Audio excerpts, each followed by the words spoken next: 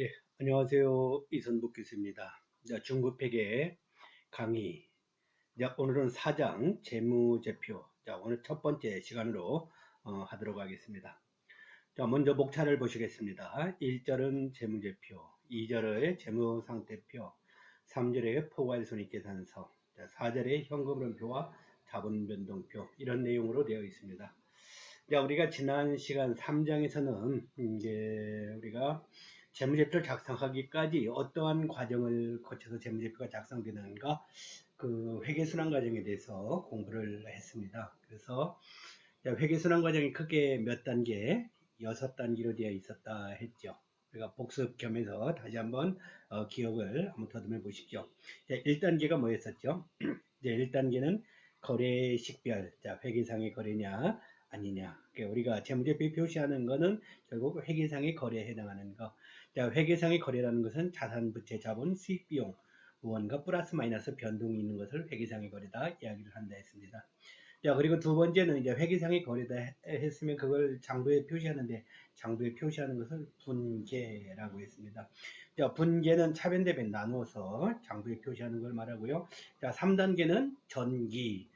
자, 2단계에서 분기장이 작성한 내용을 3단계 총계정 원장이라는 거에 계정에 옮겨 적는 것을 우리가 전기다 했습니다. 자, 그리고 4단계에서는 이제 수정분계였죠. 수정분계는 크게 세 가지 형태로 나타날 수 있다고, 발생분계, 그 다음에 이연분계, 그리고 이제 기타 평가 추정분계, 이렇게 나타날 수 있고, 그 다음에 이제 재무제표가 작성이 몇 단계? 5단계였었죠. 특히 이제 재무제표에서는 두 가지를 작성했었습니다. 포괄손익계산서하고 재무상태표. 그리고 마지막에 장부의 마감, 이렇게 해서 재무제표가 작성돼서 한 또 회계기간, 그 사이클이 끝날 때까지 어떠한 회계처리 절차에서 이루어지는가를 구체적으로 공부를 했습니다. 자, 그러면 그에 이어서 오늘은 이제 재무제표 중에서 내용인데, 우리가 이제 재무제표가 어떻게 기타 재무상태표 포괄손익계산서하고 어떠한 관계에 있는가, 그걸 먼저 한번 살펴보고요. 특별히 우리가 2011년도부터 우리나라 모든 상장회사는 뭐에 따라서 IFRS, 즉 한국채택국제회계기준 KIFRS에 따라서 재무제표를 작성해야 된다 했는데, 그 중에 재무상태표나 포괄손익계산서의 경우 IFRS 기준에 따라서 작성한다면 구체적으로 어떻게 작성할 것이냐 하는 것들을 오늘 이 4장에서 보도록 하겠습니다. 자, 오늘도 마찬가지로 1절과 2절에서 먼저 한번 강의를 할 거고요. 그 다음에 3절 특히 4부분까지 포괄손익계산서 작성하는 부분까지 한번 또 한 파트 나눠서 볼 거고요. 마지막에 이제 주당손익 계산하는 거하고 현금흐름표, 자본변동표, 그리고 결론, 또 간단한 연습문제 풀어보는 걸 해서 4장을 공부하도록 하겠습니다. 자, 그러면 먼저 우리가 재무제표를 보도록 하겠습니다. 자, 재무제표는 재무보고의 중심적인 수단으로서 이를 통하여 기업에 관한 재무정보를 외부 이해관계자에게 전달을 하게 됩니다. 그랬을 때 가장 일반적으로 이용되는 재무제표는 자, 몇 가지 한번 읽어봅시다. 시작. 재무상태표, 두 번째가 포괄손익계산서, 세 번째가 자본변동표, 그리고 네 번째가 현금흐름표. 그리고 거기에 주석에다가 부속명세서도 포함한다. 이걸 포함하면은 총 5개가 되어 있습니다. 그래서 이제 그런 상황으로 되어 있는데, 특별히 이제 재무 상태라는 것은 일정 시점에 있어서 기업의 재무 상태는 재무 상태표에 의해서 보고되는 것이고, 그리고 기말과 기초의 재무 상태의 차이인 재무 상태의 변동은 뭐에 의해서 손익계산서, 그리고 자본변동표, 현금흐름표에 의해서 설명이 될 수 있다. 그리고 재무 상태표는 우리가 정태보고서, 또 손익계산서, 자본변동표, 현금흐름표는 동태적 보고서다. 해서 이제 그게 여기서 정태적 보고서라는 것은 정지 상태를 얘기합니다. 그래서 우리가 재무 상태표는 뭐라 했어요? 일정 시점에 재무 상태, 자산, 부채, 자본을 나타낸다 그랬죠. 일정 시점 12월 30일, 그래서 정지 상태의 회계 보고서다 해서 우리가 정태 보고서. 손익계산서, 자본변동표, 현금흐름은 일정 시점이 아니고 일정 기간, 그래서 그 회계기간 동안에 그 흐름을 나타냅니다. 그런 의미에서 우리가 동태적 보고서다 또 이렇게 부르기도 하고, 또 서로 간의 연계관계를 이야기할 수가 있겠어요. 이걸 그림으로 한번 나타내 봤습니다. 그림으로 나타내면은 먼저 자, 재무상태표는 이런 이제 세 가지 동태보고서가 서로 유기적인 관계를 가지고 있다 이야기를 할 수가 있겠고, 자, 손익계산서는 영업활동의 결과에 대한 재무상태의 변동을 나타내고, 자본변동표는 영업활동과 자본거래에 기한 재무상태표의 변동을 나타내고, 현금흐름표는 현금의 변화를 영업활동, 투자활동, 재무활동으로 구분해서 현금 흐름을 이용해 재무상태의 변동을 설명한다. 막 이렇게 우리가 이제 교재에서 좀 정리가 되어 있는데, 그림으로 나타나는 것이 이것입니다. 자, 우리가 기초 재무상태표, 기초 재무상태표, 그리고 오른쪽에 기말 재무상태표입니다. 기초라는 것은 전년도에 넘어온 거. 예를 들어서 우리가 2020년입니다. 그러면 2020년 1월 1일 날 재무상태표, 전년도에서 넘어온 거. 그리고 2020년 12월 31일 현재의 재무상태표, 두 가지가 각각 작성될 수가 있겠는데, 그러면 그렇게 해서 전년도 재무상태표에 비해서 결국 이번 연도 말의 재무상태표, 결국 재무상태표는 자산, 부채, 자본이 표시되는데, 그것들이 어떠한 과정을 거쳐서 변화가 일어났는가, 변동이 일어났는가, 이제 우리가 비교를 해서 그 회사의 기업 가치를 평가할 텐데, 그 변동의 원인을 나타내는 것들이 뭐다? 여기에 나타나 있는 손익계산서, 자본변동표, 현금흐름표다. 특별히 손익계산서는 우리가 발생주의 회계기준에 의해서 작성을 한다 그러는데, 결국 손익계산서는 뭡니까? 결국 수익 비용을 표시하는데, 수익에서 비용을 마이너스 시켜서 거기서 당기순이익에 해당하는 것은 이익이익금으로 표시가 된다 했죠. 이익이익금. 그리고 손익계산서 중에 이제 우리가 포괄손익계산서예요. 그 당기순이익 밑에 기타 포괄손익이라는 것이 표시가 될 텐데, 그럼 기타 포괄손익 누계 손익도 뭐야? 재무상태표에 기타 포괄손익 누계에게 가서 반영이 될 거예요. 그래서 결국 이 부분이 당기순이익은 이익이익금으로, 기타 포괄손익은 기타 포괄손익 누계액으로 반영이 돼서 결국 어디로 들어간다? 재무상태표 자본의 변동에 이렇게 반영이 되게 된다 하는 거. 그래서 이제 그걸 손익계산서가 그런 중간에 역할을 해준다는 거고요. 그 다음에 자본변동표는 특정 기간에 자본의 증감 내역에서 우리가 자본이 증가하는 이유는 주식을 발행해서 자본이 증가할 수도 있고요. 아니면 이제 이런 기타 포괄손익 항목이 증감해서 나타날 수도 있고, 또 손익계산서 수익 비용에서 결국 이익이익금이 증감을 해서 나타날 수 있는데, 그걸 구체적인 내용을 나타내는 게 자본변동표. 그래서 이 자본이 특히 재무상태표에 자본이 표시되는데, 그 자본이 왜 증가했는가를 설명을 해줍니다. 자, 그리고 이제 마지막에 현금흐름표는 우리가 위에 있는 재무제표라는 것은 다 발생주의 기준에 의해서 작성을 합니다. 그런데 요거 하나만, 현금흐름표만 발생 기준이 아니고 현금주의 회계 기준에 의해서 재무제표가 작성된다는 거예요. 그래서 현금이 들어오고 나간 거를 기준해서 재무제표가 작성되는데, 특별히 어떻게 작성할 때 영업활동, 투자활동, 재무활동으로 세 가지로 나누어서 재무제표를 작성한다는 거. 이렇게 기억을 해주시고, 재무제표가 이런 전체적인 서로 보완 관계, 연계 관계를 맺고 있다. 기억을 해주시기 바랍니다. 자, 그리고 이제 IFRS 기준에 따라서 재무제표를 작성할 때 어떻게 작성해야 되는가, 규정하고 있는가 보도록 합시다. 첫 번째가 1번의 재무제표의 작성 책임은 누구에게 있다? 경영자에게 있다. 그 어떤 회계 담당자, 좀 지위가 낮은 사람보다도 결국 최고의 책임은 누구에게? CEO, 그 회사의 경영자에게 있다는 거. 그래서 특별히 경영자는요, 결국 우리가 소유와 경영이 분리되어 있습니다. 주식회사라는 것은. 그래서 주주로부터 위탁받은 자원을 효율적으로 활용해서 주주의 이해관계를 극대화할 수 있는 뿐만 아니라 그 위탁받은 자산을 잘 운용을 해서 재무상태와 또 재무성과를 그 위탁자에게 정기적으로 보고할 회계 책임, 어카운티빌리티가 있다. 이렇게 이야기를 할 수가 있겠습니다. 그리고 그런 재무제표를 그래서 작성할 때 이제 어떻게 작성하면 좋겠는가? 일반적으로 적용되는 원칙에서 우리 교재에서 7가지를 얘기하고 있네요. 첫 번째는 공정한 표시가 이루어져야 되겠다. 그리고 KIFRS에 준수를 해야 되겠다. 이야기를 합니다. 그래서 재무제표를 작성할 때는 당연히 우리가 재무상태나 재무성과 현금 흐름 등을 표시하는데, 그것들이 공정하게 표시가 되고, 또 특별히 IFRS 기준에 따라서 IFRS 기준을 준수했다는 그 내용을 반드시 우리가 주석에 명시를 하도록 이렇게 이야기를 하고 있습니다. 그래서 제 IFRS 기준에 따라서 상장회사 같은 경우요. 그래서 우리 한국 같은 경우는 상장회사하고 뭐였죠?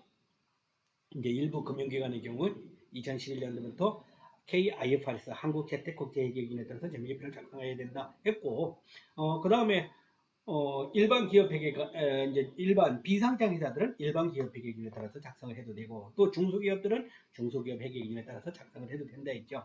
그렇기 때문에 이제 상장 회사들은 결국 KIFRS에 준수해서 재무제표를 작성했다는 것을 반드시 표시를 해줘야 됩니다. 자, 그리고 두 번째는 계속 기업의 가정에 따라 재무제표를 작성한다. 그래서 우리가 재무제표를 작성할 때는 회사가 계속 존속한다는 거, 그래도 중간에 경영활동을 청산하거나 뭐 이렇게 중도할 의도가 전혀 없는 경우, 그런 가정하에 계속기업의 가정에서 재무제표를 작성한다는 거. 그래서 만약에 회사가 그런 계속기업에 대해서 만약에 중대한 의무를 가질 만한 그런 상황이 발생했다. 그럼 그걸 반드시 주석에다 표시를 해줘야 된다. 자, 세 번째는 중요성과 통합 표시입니다. 보고할 항목은 중요성의 고려를 결정이자, 그래서 또 유사 항목은 종류별로 구분 표시하자. 이렇게 해서 이야기를 해서 이제 우리가 이제 어떤 여러 정보들이요. 이제 중요하냐 중요하지 않냐 그것들을 잘 판단해서 이제 중요한 것들은 반드시 그걸 구분 표시를 하면 바람직하겠고, 또 이제 중요하지 않은데 좀 서로 비슷한 상이한 어떤 그런 항목들은 우리가 통합을 해서 재무제표에 표시를 할 수도 있겠다. 자, 네 번째는 상계입니다. 상계. 상계는 이제 자산과 부채, 수익과 비용을 서로 상계하지 않는다. 그래서 서로 플러스 마이너스해서 없는 것처럼 하면 안 된다 이거죠. 우리가 자산 중에는 대여금은 내가 돈을 빌려준 거, 차입금은 돈을 빌린 거, 한편으로는 돈을 빌려주고 한편으로는 돈을 빌린 건데 이걸 플러스 마이너스해서 상계하면 안 된다 이거죠. 수익과 비용도 마찬가지입니다. 우리가 이자 같은 경우 내가 이자를 받는 건 이자 수익, 이자를 주는 건 이자 비용. 같은 이자라고 해서 그거를 플러스 마이너스 상계해서는 안 된다. 자, 단 이런 경우는 재고자산 평가 충당금, 대손 충당금, 감가상각 무계획, 현재가치 할인 자금 같은 차감 계정은 그 금액에서 차감하여 관련 자산을 순액으로 측정한다. 그래서 이건 참고로 여러분들이 이제 회계 원리를 공부했다는 가정하에 이런 것들이 나옵니다. 예를 들어서 하나만 할게요. 대손 충당금 같은 경우는 뭐죠? 우리가 매출채권, 돈을 상품을 판매하면 받을 수 있는 돈을 대손 충당금이라 합니다. 그러면 예를 들어서 매출채권이 얼마 100만 원이다 합시다. 근데 100만 원 중에서 3만 원은 받기 힘들어. 그럼 그 3만 원은 우리가 뭐라고 한다? 대손 충당금이다 이렇게 부르지요. 그러면 결국 실제 받을 수 있는 돈은 얼마? 100만 원 매출채권에서 3만 원의 대손 충당금을 차감하면 97만 원, 이렇게 이제 순자산으로 같이 표시하는 방법이 있을 수가 있겠죠. 자, 비교 빈도 전체 재무제표를 작성할 때 적어도 1년에 한 번은 꼭 작성을 하자 하는 것들이 있고요.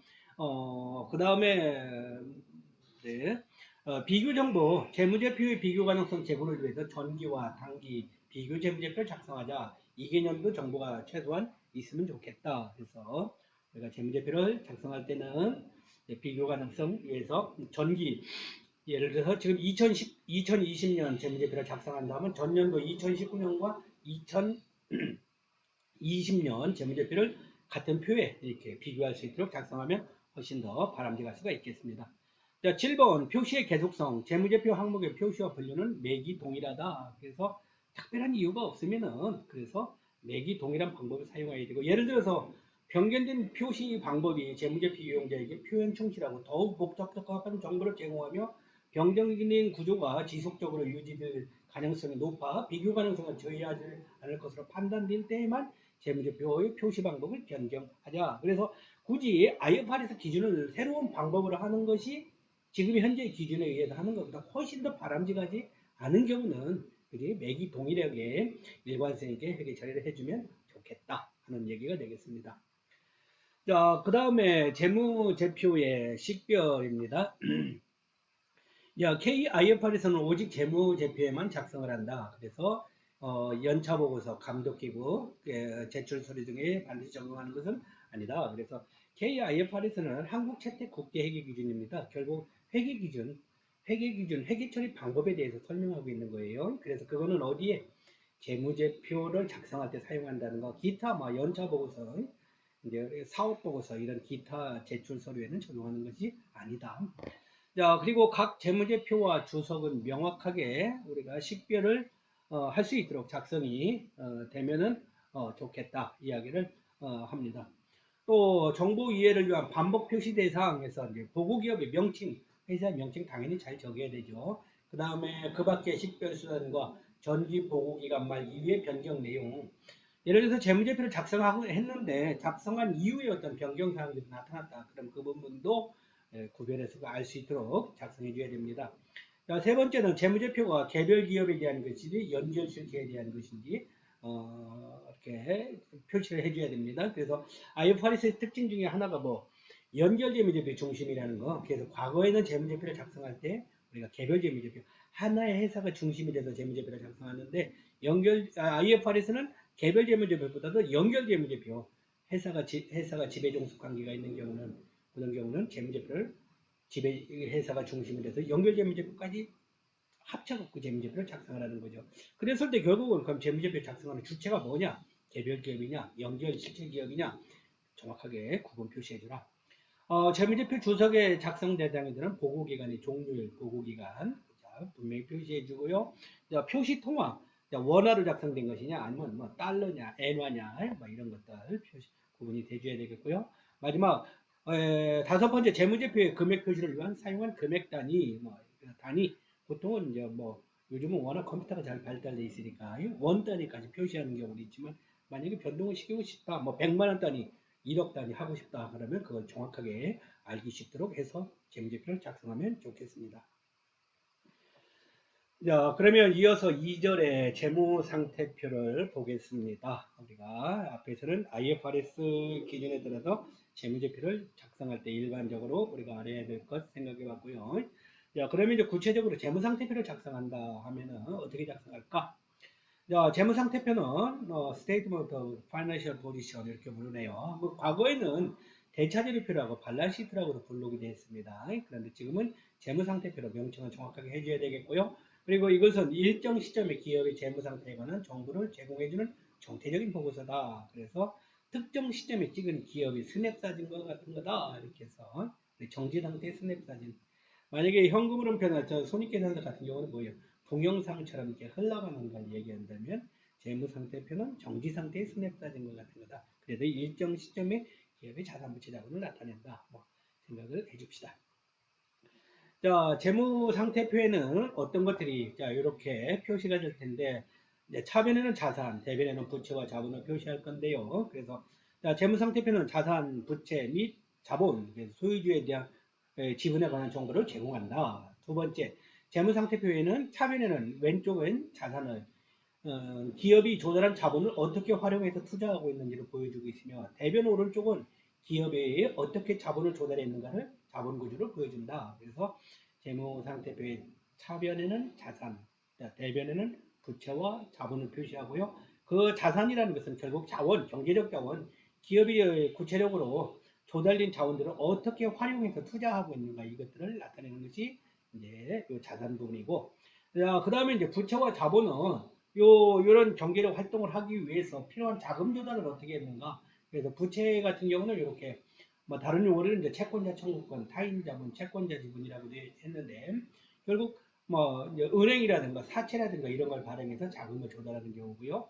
그 다음에 이제 자본은 소유주 청구권, 자기 자본, 또 뭐 소유주, 순자산 여러 가지 명칭으로도 하고 있는데 결국은 이건 되게 뭐 주식을 발행해서 이제 자본이 조달할 수도 있고 그런 형태로 우리가 어떻게 해서 이제 자금을 조달했는가 그 원천을 표시하는 것들이 대변의 역할들이 되겠습니다. 자, 그리고 재무상태표의 기능은 먼저 기업의 재무상태와 자산부채에 대한 정보를 제공한다 할 수가 있겠고요. 그에 대한 이제 유용성, 그 다음에 우리가 또 한계점 각각 살펴보면 이런 것들이 있다 합니다. 그래서 자, 재무상태표는 먼저 이제 손익에 관한 보완적인 정보를 제공해 줄 뿐만 아니라 자산의 구조, 자본 구조, 유동성과 재무적 건전성, 환경 변화에 적응할 수 있는 능력에 대한 정보 등을 제공한다 해서 이제 이런 부분. 이제 손익의 보완 정보, 그래서 이제 우리가 당기 순이익이라든가 이제 이런 수익 비용을 통해서 기업의 상태를 알아보지만 또 한편으로는 자산 부채 자본, 그런 추가적인 정보를 제공한다 하는 것들 볼 수가 있겠고요. 그 다음에 기업이 이제 경제적 자원이 어떻게 돼 있는가. 그래서 아까 경제적 자원, 결국 자산이 투자가 어떤 내용으로 이렇게 이제 활용이 되고 있는가. 그래서 자본 집약도 영업 레버리지 뭐 이런 이야기들 이렇게 볼 수가 있겠어요.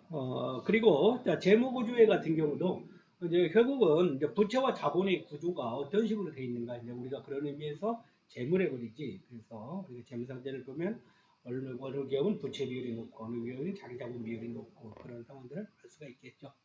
자, 그 다음에 유동성, 현금 근접성, 지급 능력. 그래서 유동성은 기업이 얼마만큼 자산을 현금으로 전환하는데 걸리는 시간이냐, 아니면 이제 부채를 상환할 때 결제하기까지 시간. 그것은 이제 보통 이제 유동성이라 하는데, 그래서 이제 1년을 보통 기준으로 해서 이제 1년 안에 현금으로 전환하는 것이 높다 그러면 유동성이 높고, 그렇지 않은 경우 유동성이 낮다 이렇게 얘기하는데, 결국 이런 것들은 뭐야? 그 회사가 이제 결국 나중에 부채를 상환할 때 상환할 수 있는 그 지급 능력을 나타내는 그런 정보들을 제공합니다.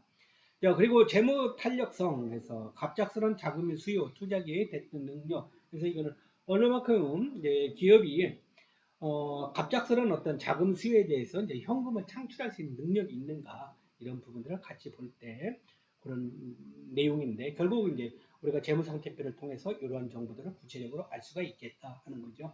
그래서 유용하다. 자, 그런데 이제 반대로 재무상태표에도 한계는 있다더라. 그래서 볼 수가 있는데 이제 첫 번째가 공정가치를 반영하지 못한다. 그래서 이제 과거에 역사적 원가다. 그래서 재무제표에 표시되는 내용들이 이제 자산과 부채가 대부분 역사적 원가도 표시되다 보니까 지금 현재의 공정가치를 반영하지 못한다. 이렇게 이야기도 할 수 있다 이거죠. 그래서 이제 결국 IFRS가 특징이 뭐라고 공정가치를 확대한다는 거였죠. 자, 그리고 주관적 추정치에 의한 것이 포함되어 있다. 그래서 이제 매출채권의 대손율, 매출채권 얼마만큼 돈을 받을 수가 있을지, 혹시 못 받는다면은 얼마일까, 그런 부분에 추정치가 반영되어 있고, 내용연수, 감가상각을 할 때 몇 년에 걸쳐서 감가상각할 거냐, 내용연수를 정할 때 이것도 마찬가지로 추정치다. 특정 곤란 항목, 인적 자원에서 이제 회사가 성장을 할 때는 특히 이제 CEO, 경영자의 어떤 능력에 의해서 회사가 성장하고 안 하고가 상당히 중요하게 작용하는 경우도 있습니다. 그런데 이런 인적 자원들은 우리가 측정하기가 좀 곤란해요. 그래서 재무제표에 표시를 안 한다는 것. 자, 그 다음에 부의금융 항목 포함하지 못한다. 리스 금융제품 이런 거. 예를 들어 부의금융이라는 것은 부채가 있음에도 불구하고 그것들이 재무제표에 반영되지 못하는 경우가 있을 수 있다 이거죠.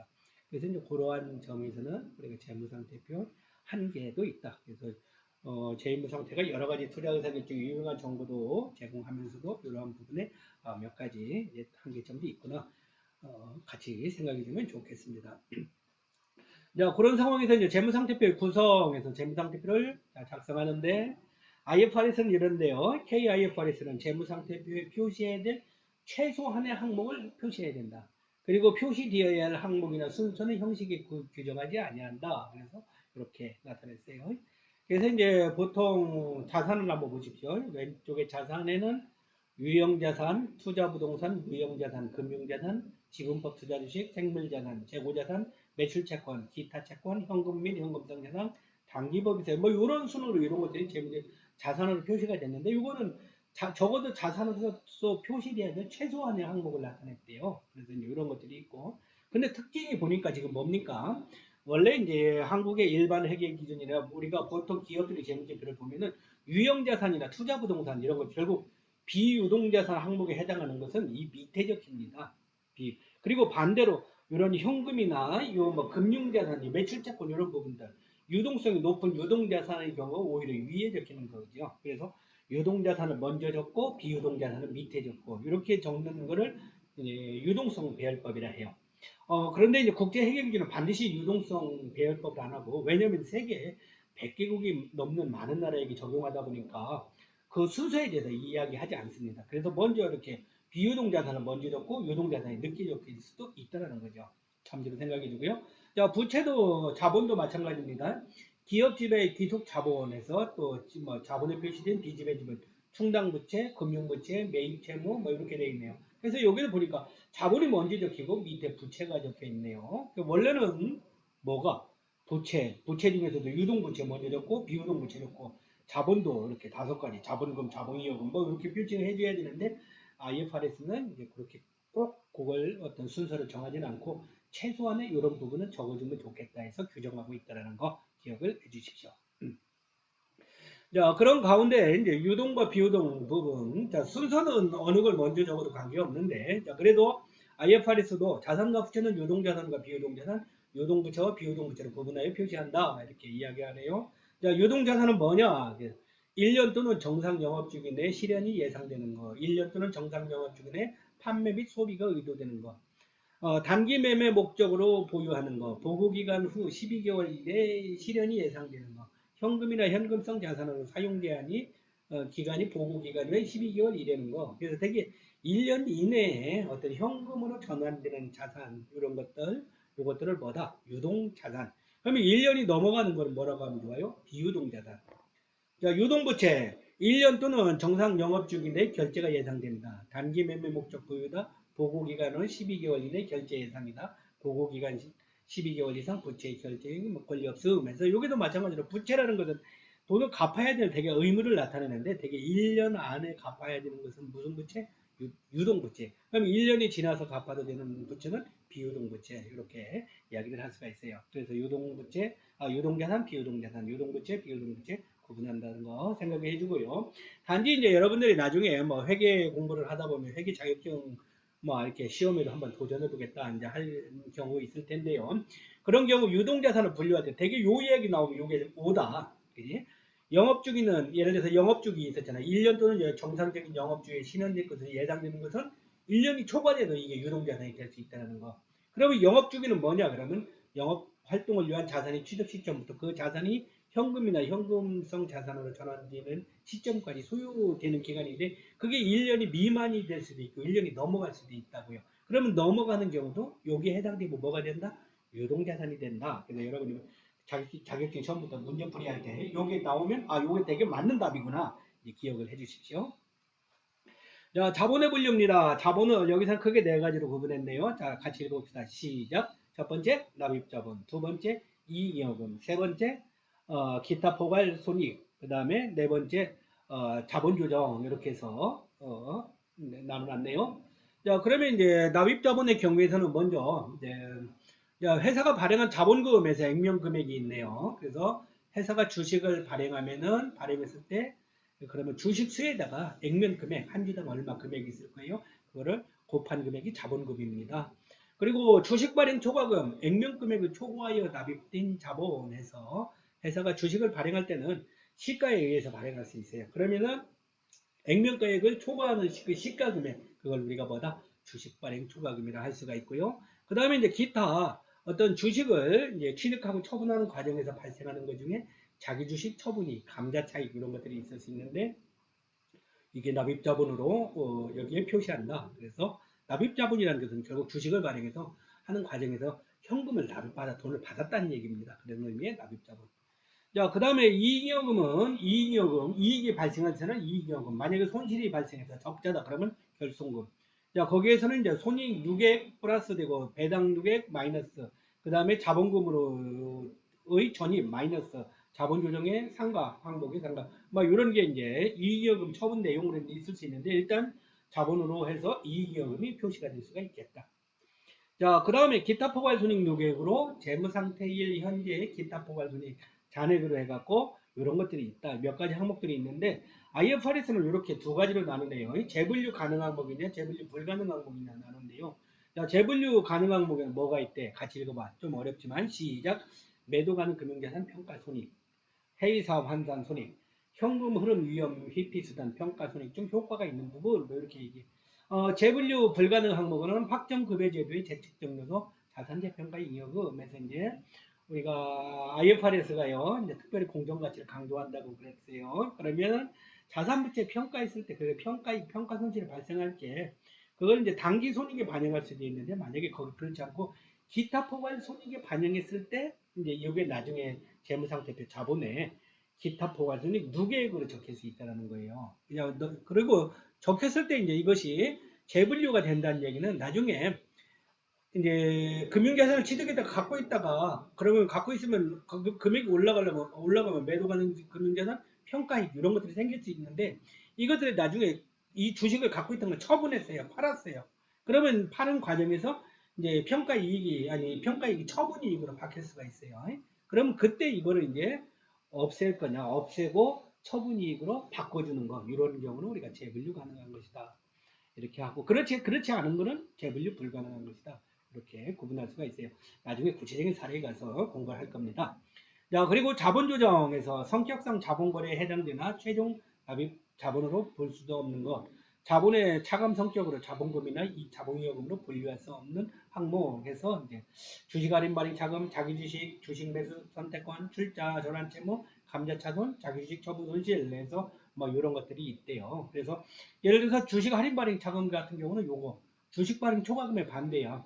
주식을 발행했는데 주식 발행 초과금은 발행 금액이 액면 금액보다 높은 초과 부분이었고, 근데 만약에 발행 금액이 액면 금액보다 더 작아요. 그럼 작은 경우는 주식 할인 발행 차금 이렇게 결국 자본에서 마이너스 돼야 되는 항목들이에요. 그래서 여기다 지금 자본의 차감 성격의 어떤 그런 내용이다 해서 자본금이나 자본이익금으로 분류할 수 없는 항목들이 여기에 이런 식으로 쭉 있다 해요. 여기에 대한 구체적인 내용은 나중에 공부합니다.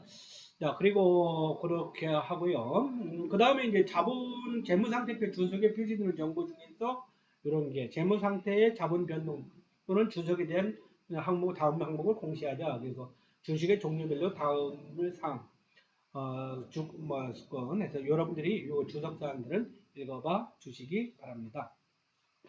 자, 재무상태표 작성한 예를 한번 봐보십시다. 그래서 이렇게 돼 있네요. 자, 다음 재무상태표로 보고 형식의 오류가 포함되어 있다. IFRS 상태 보고 기준에 따라서 수정이 필요한 항목과 그 이유를 명시하고 재무상태표를 재작성해라. 재무상태표가 작성이 됐는데 뭔가 잘못됐대요. 잘못됐대요. 그럼 이거를 바로 잡아보래요. 자, 뭐가 잘못됐을까요? 뭐가 잘못됐을까요? 지금 이렇게 봤으면 금방 눈에 안 들어올 수도 있죠. 자, 이렇게 되는데 여러분의 해답을 한번 봐보세요. 그자 잘못된 부분, 이런 부분이 잘못됐다고 그럽니다. 이런 부분이 간단하게 한번 설명할게요. 자, 현금에서 차감한 당좌 차월은 단기 차익금으로 보고하자. 당좌 차월이라는 항목이 있었는데 나중에 설명하겠지만, 자, 그거는 단기 차익금으로 하자. 그래서 이제 표시할 수가 있겠고요. 그 다음에 단기 매매 금융자산이다. FVPL 자산이다 했는데 이거는 현금 다음으로 유동성이 높으므로 현금 다음에 보고하면 좋겠다. 대손충당금은 매출채권에서 차감하는 형식으로 보고하자. 선급비용은 무형자산이 아니라 유동자산으로 보고하자. 토지는 일반적으로 유형자산으로 해서 가장 먼저 보고하자. 건물과 비품, 차감 계정인 비품은 차감 계정 감가상각 누계액에서 각각 차감하는 형식으로 하자. 사채 할증 발행 차금은 사채에 부과하는 형식으로 하자. 퇴직금의 충당 부채는 비유동 부채로 하자. 시설 확장 적립금은 이익여금 처분 이익금으로 이익여금에 보고하자. 그래서 이제 우리가 회계 기준에 따라서 작성할 때 이런 부분이 잘못됐다는 건데, 자, 제대로 된 재무제표를 한번 봐주십시오. 그래서 수정을 한다면 이렇게 된대요. 이렇게 된대요. 한번 보십시오. 자, 물론 이제 IFRS는 유동성 배열법이 하지 않았다 했지만 대개 우리나라는 IFRS 기준에 따른다 하더라도 대부분 이런 식에서 재무제표가 일반적으로 작성이 됩니다. 먼저 크게 자산은 두 가지로 구분했네요. 유동자산, 비유동자산 구분해놓고, 자, 유동자산에는 현금 있고요. 그 다음에 FVPL 금융자산, 금융자산인데 여기 FV라는 공정가치를 평가하는데 이제 그 평가에 발생한 것 단기 손익으로 반영하는 경우 프로피트 로스에서 거기에 대한 약자입니다. 자, 그리고 매출채권 35만원 이렇게 있었고, 근데 그 중에서 대손충당금 35만원 매출채권 받을 수 있는데 그 중에 만원은 받기 힘들겠대. 이런 걸 우리가 대손충당금 이렇게 해서 갈로 차감하는 형식으로 한다 해서 35만원에서 만원 빼면 34만원 표시한다. 자, 선급비용은 유동자산이라 아까 해서 여기 했네. 그 다음에 재고자산은 판매를 목적으로 보유하는 자산, 유동자산에 들어갑니다. 자, 비유동자산에는 유형자산이 있는데 유형자산은 토지, 건물 이런 거 적고요. 만약에 감가상각 누계액이 있다 그러면 이렇게 건물을 취득한 금액이 96만 5천 원인데 그 중에 감가상각 계속 해온 금액 누계액이 23만 5천 원. 그럼 결국은 건물의 장부가액은 얼마? 73만 원 이렇게 표시할 수 있죠. 자, 영업권 중에 무형자산 중에 영업권, 특허권 이렇게 해서 자산 총계를 냈습니다. 자, 부채 갑시다. 부채도 유동부채, 비유동부채 나눠볼 수 있어요. 자, 유동부채는 매입 채무, 미지급 임차료, 단기 차입금 이런 것들이 각각 표시가 되고, 비유동부채에서는 이제 사채 50만 원, 사채 그래서 회사가 이제 주식은 아니지만 주식처럼 이렇게 증권을 발행해서 이제 자본 조달한 거예요. 그럼 사채 50만 원. 그런데 그 중에 사채 할증 발행 차금이 있었어. 사채 할증 발행 차금. 이제 결국 사채 표시 이자율이라는 거고 시장 이자율이라는 거고 차이가 발생했을 때 이때 사채 할증 발행 차금 또는 사채 할인 발행 차금이 생길 수 있습니다. 그러면 사채 할증 발행 차금의 경우 이렇게 플러스 값으로 더해주고요. 만약에 사채 할인 발행 차금이다 그러면 여기서 가로 5에서 마이너스 값으로 표시를 해줍니다. 그래서 여기는 이제 사채 할증 발행이니까 플러스 값으로 해서 사채가 금액이 얼마야? 50만 원, 5만 3천 원에서 55만 3천 원 이렇게 표시했어요. 그 다음에 퇴직급여 중단금 8만 2천 원 하고 부채 총액 95만. 자, 그 다음에 자본금 이렇게 해서 50만 원. 액면 금액은 얼마? 한 주당 10만 원, 1,000원. 몇 주? 주식 500주 그렇게 되고요. 주식 발행 초과금에서 액면 금액을 초과하는 부분, 발행 금액 액면 금액을 초과할 때 우리가 주식 발행 초과금으로 한다 했어요. 16만 원. 자, 그 다음에 이익여금에 이런 게 있네요. 시설 확장 적립금 92,000원, 미처분 이익여금 47만 3천원 이렇게 해서 결국 자본총계 내니까 부채와 자본총계 이렇게 해서 일치되게 작성을 할 수가 있게 되겠습니다. 예, 좀 바쁘게 설명을 양이 많다 보니까 좀 바쁘게 좀 설명을 좀 했습니다. 이해가 좀 됐어요. 그래서 우리가 지금은 뭘 하고 있어요? IFRS 기준에 따라서 재무제표를 작성하면은 구체적으로 어떻게 작성할 수 있을까 하는 내용을 살펴보고 있는 중인데 그래서 기본적으로 IFRS 요구하는 그 재무제표 작성 기준을 보고요.